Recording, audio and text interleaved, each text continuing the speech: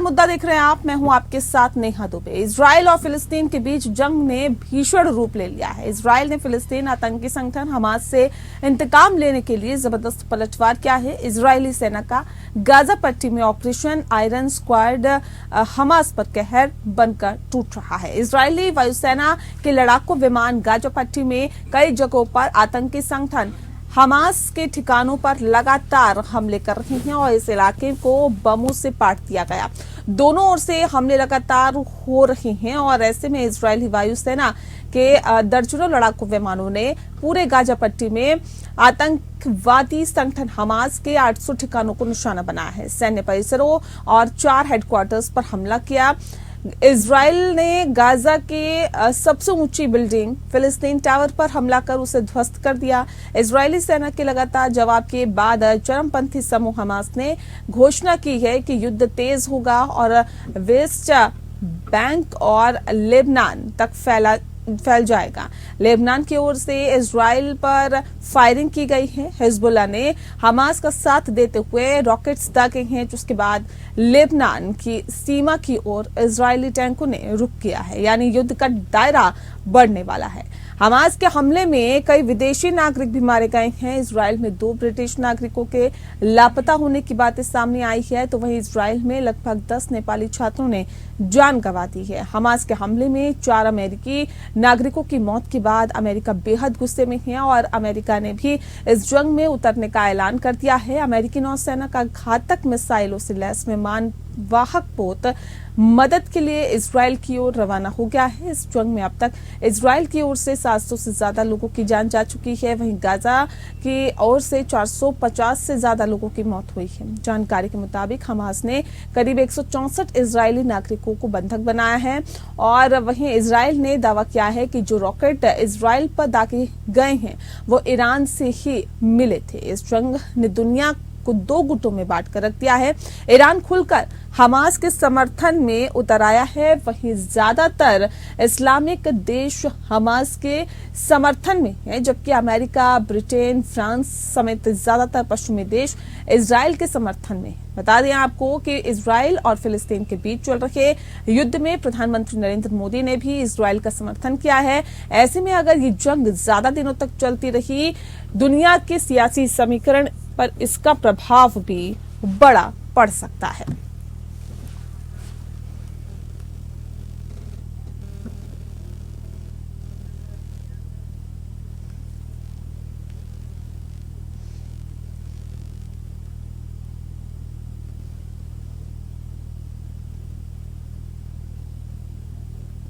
और चलिए इस विषय पर तफसील से चर्चा करेंगे। खास मेहमान हमारे साथ मौजूद है, उनसे आपका परिचय करा देते हैं। इस वक्त हमारे साथ संजीव श्रीवास्तव जी है, स्ट्रेटेजी का एक्सपर्ट है, सब बहुत स्वागत है आपका। और दिनेश दुबे जी इस वक्त हमारे साथ जुड़ गए हैं, जो कि पूर्व राजनयिक है, आपका भी बहुत स्वागत है।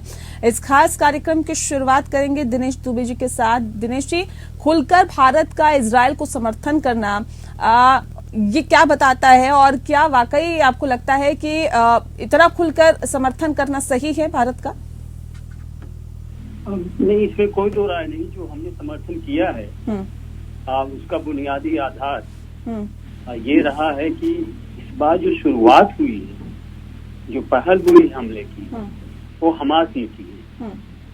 और हमास का मतलब ये होता है कि फिलिस्तीनियन बैक्ड ऑर्गेनाइजेशन है, ईरान बैक करता है, इस्लामिक कंट्रीज बैक करती है।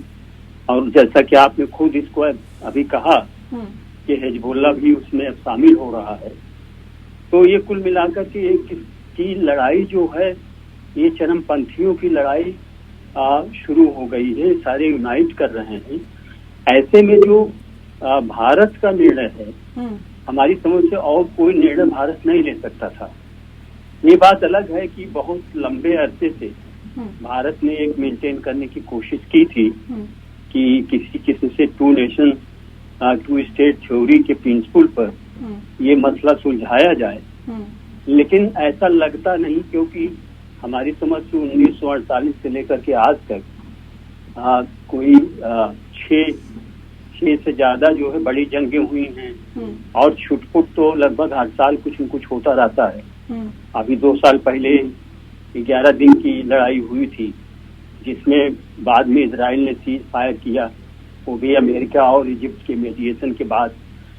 तो कुल मिलाकर के इस बार जो है बहुत सारे ऐसे मुल्क जो खुल करके फिलिस्तीन के साथ थे, इस्लामिक कंट्रीज को छोड़ करके, वो भी बैलेंस होकर बात कर रहे हैं। जैसा कि चीन का भी बयान आया है, और चीन का बयान बड़ा संतुलित बयान है, जिसमें चीन ने कहा है कि ये मौका ऐसा है जिसको एक परमानेंट जिसका सोल्यूशन तलाशा जाना चाहिए, लेकिन उन्होंने भी कंडेम किया है इसको।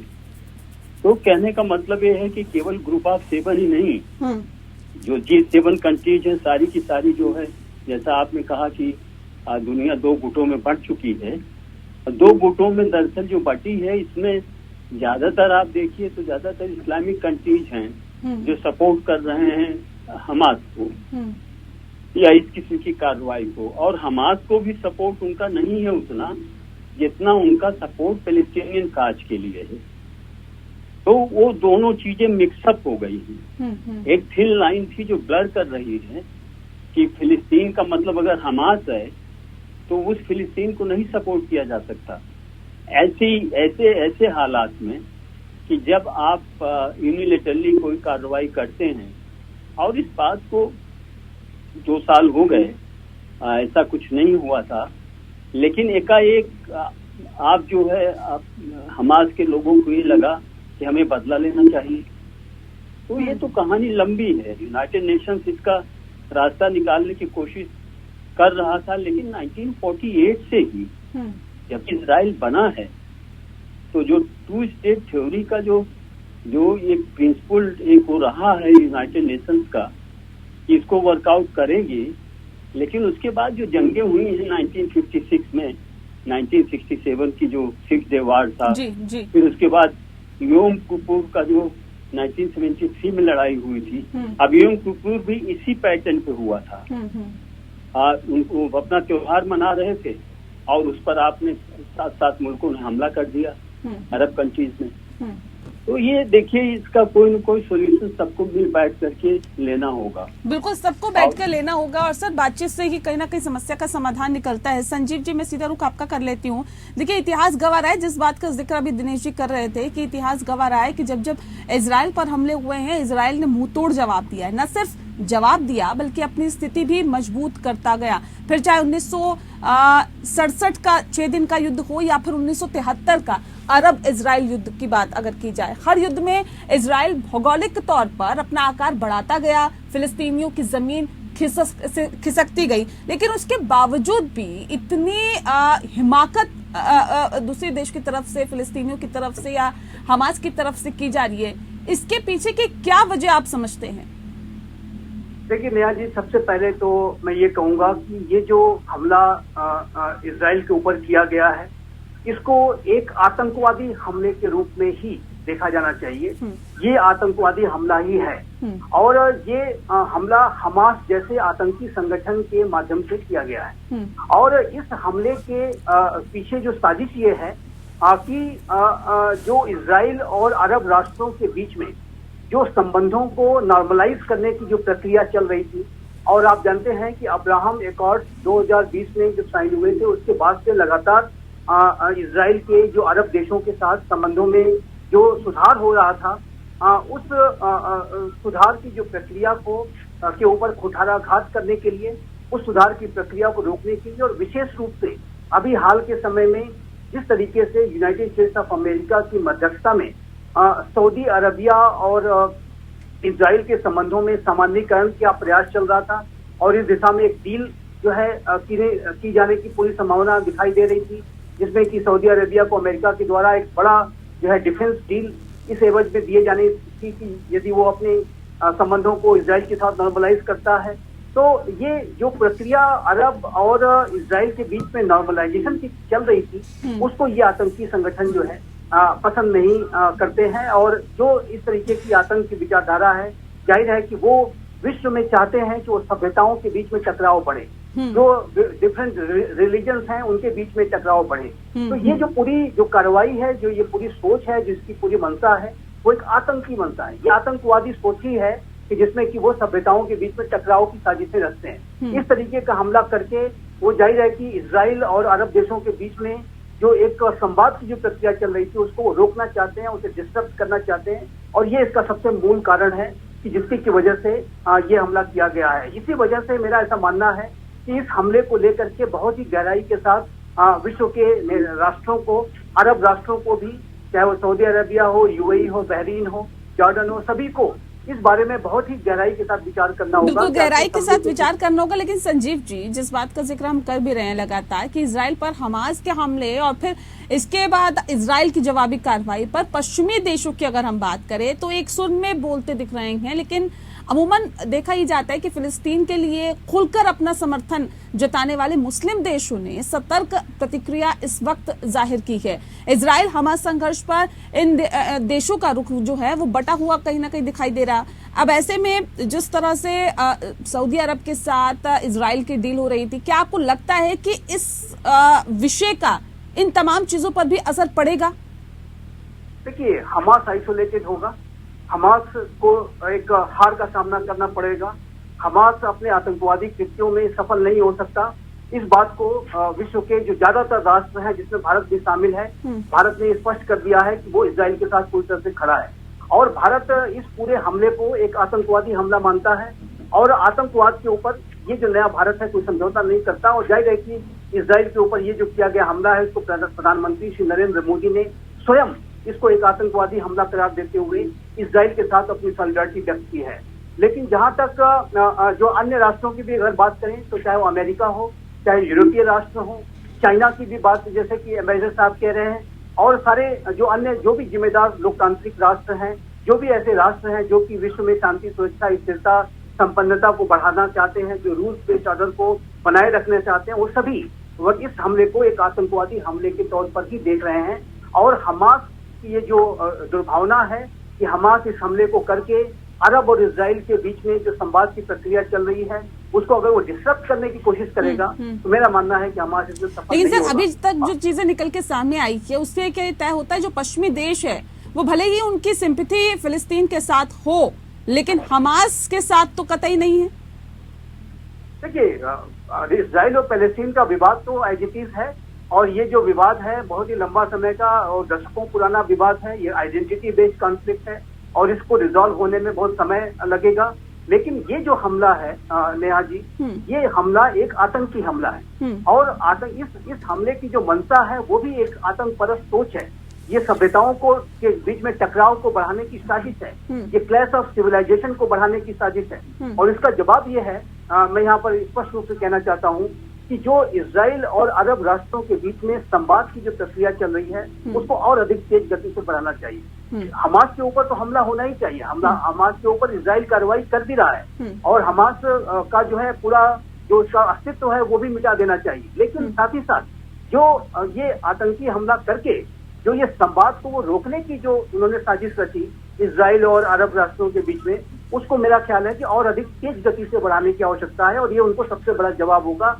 यदि इस हमले से अरब और इजराइल के बीच का नॉर्मलाइजेशन के प्रोसेस में अगर जाहिर है कि अगर ये रुक जाता है तो ये आतंकियों की सफलता होगी, लेकिन यदि ये नहीं रुकता है और तेजी से आगे बढ़ता है तो ये आतंकियों की सबसे बड़ी हार होगी। ठीक है, आप दोनों इजराइल के हाल ही में सऊदी अरब के साथ शांति संधि की खबरों को अगर हम देखें तो इस बीच हिंसक घटनाएं पश्चिमी एशिया में आखिर कब शांति की क्या लगता है आपको कि संभावनाओं को समाप्त कर देगी?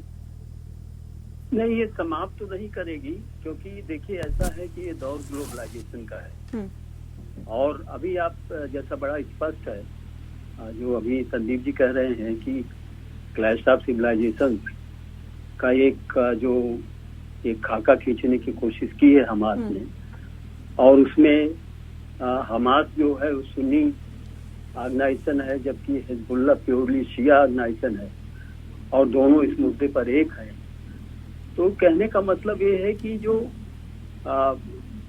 हालात अभी चल रहे हैं उसमें यूनाइटेड अरब इमिरेट्स हो या गल्फ कंट्रीज हो टोटल, या अरब वर्ल्ड हो जिसमें मेनली सऊदी अरेबिया, ये सारे के सारे इंटरेस्टेड हैं कि किसी किस्म से उनको जो मौजूदा इकोनॉमिक अपॉर्चुनिटीज उनको मिल रही हैं उसका बेहतर से बेहतर फायदा उठाएं, और उस फायदा उठाने के लिए उनको जरूरी है कि वो करीब आए वेस्टर्न वर्ल्ड के, या जिसको कह सकते हैं कि जो नदर्न हेमिस्फीयर की कंट्रीज हैं, यूएस हुआ, कनाडा हुआ, G7 हुआ कह लीजिए, या जो यूरोपियन यूनियन हुआ, तो इन सब के साथ वो रिश्ते चाहते हैं। इसीलिए आपने देखा होगा कि जब G20 पर India middle east Europe corridor बनाने की बात आई, तो इसको अमेरिका ने भी बहुत तारीफ की थी। जो बाइडेन ने कहा था कि this is going to be huge game changer in the region. तो कोशिशें हो रही हैं, और एक बड़ी इंटरेस्टिंग चीज है कि पूरे इतिहास में अगर आप देखिए, मैं सन 48 के बाद की बात कर रहा हूँ, जब से इजराइल बना है, तब से एक नेचुरल सिंपैथी थी ग्लोबल साउथ की। उस समय कह सकते हैं कि अंडर डेवलप्ड और डेवलपिंग नेशन जो साउथ के थे, जो बाद में नॉन अलाइन मूवमेंट के बतौर उभर करके सामने आए, सबका एक स्वर में सब फिलिस्तीन के साथ खड़े थे। और आपको याद हो, राफत जैसे नेताओं को, जो फिलिस्तीन के नेता थे, उनको किस ढंग से हिंदुस्तान उनको वेलकम करता था। दुनिया में जहां कहीं भी जाते थे उनका स्वागत होता था, खास तौर पर तीसरी दुनिया के मुल्कों में। लेकिन आज क्या है कि धीरे धीरे करते करते जो फिलिस्तीन का जो पैलेस्टीनियन कॉज था, उसके लिए सपोर्ट कम होता गया। और क्योंकि अरब वर्ल्ड में ही सपोर्ट नहीं बचा उतना, और अरब वर्ल्ड में इसलिए सपोर्ट नहीं बचा कि अब पैलेस्टीनियन जो हैं वो गाइड हो रहे हैं ईरान से। तो अरब वर्ल्ड को लगता है, सभी जानते हैं कि सऊदी अरबिया और ईरान का कंट्राडिक्शन है।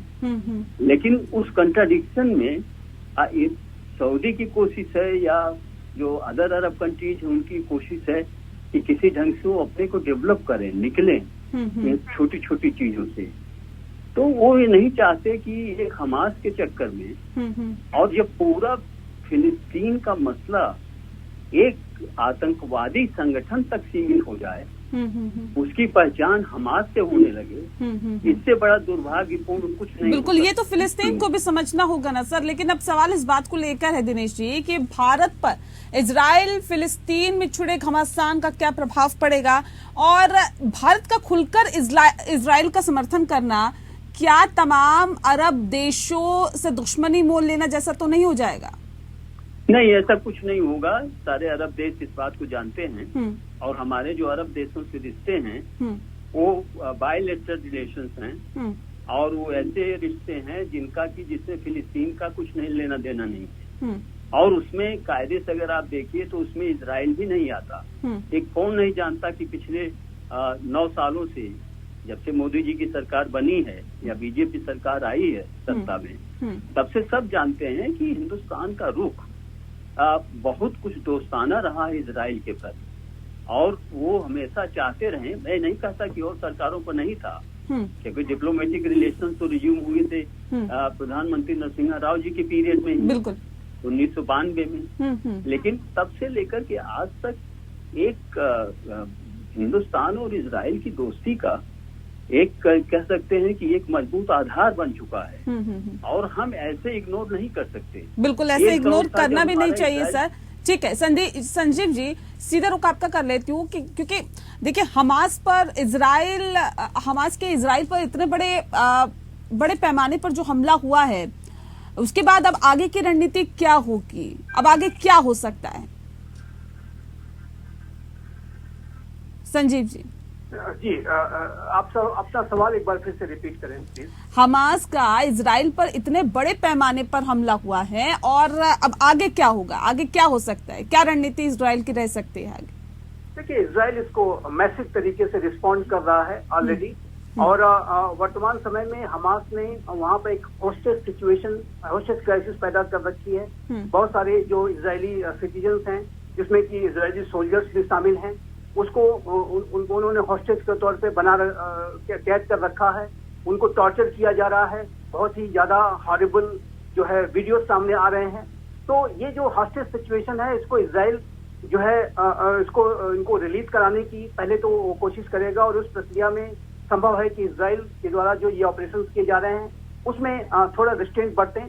लेकिन ये जो पूरा इजराइल का जो रिस्पॉन्स है वो एक लॉन्ग ड्रॉन प्रोसेस है, एक लंबा युद्ध है, और इजराइल के प्रधानमंत्री बेंजामिन नेतन्याहू ने इसको कहा है कि एक लंबी लड़ाई है, एक कठिन लड़ाई है, लेकिन इजराइल हमास के जो आतंकी ठिकानों को बहुत ही मैसिव तरीके से टारगेट करेगा, उन्हें नेस्तनाबूद करेगा और इसे किया भी जाना चाहिए। हमास जैसे आतंकी संगठन और उसकी जो विचारधारा है वो जिस तरीके से सभ्यताओं के बीच में टकराव को बढ़ाने की साजिशें रच रहे हैं, ऐसे में इस तरीके के संगठनों को जो है नेस्तनाबूद किया भी जाना चाहिए। साथ ही साथ मैं इसमें एक बात और भी ऐड करना चाहूंगा, हमास को जो भी स्टेट और नॉन स्टेट एक्टर्स सपोर्ट कर रहे हैं उनको भी अकाउंटेबल घोषित किया जाना चाहिए। और जिसमें कि ईरान की तरफ से जिस तरीके के जो है वहां पर प्रतिक्रियाएं आ रही हैं, लेबनान के हिजबुल्लाह की तरफ से जो प्रतिक्रियाएं आ रही हैं, उसी की तरफ से ईरान के द्वारा जो समर्थित जो वेरियस जो मिलिशियास हैं और वो जिस तरीके से लगातार अपनी प्रतिक्रिया व्यक्त कर रहे हैं और वो लगातार हमास को सपोर्ट भी करने का काम करते रहे हैं,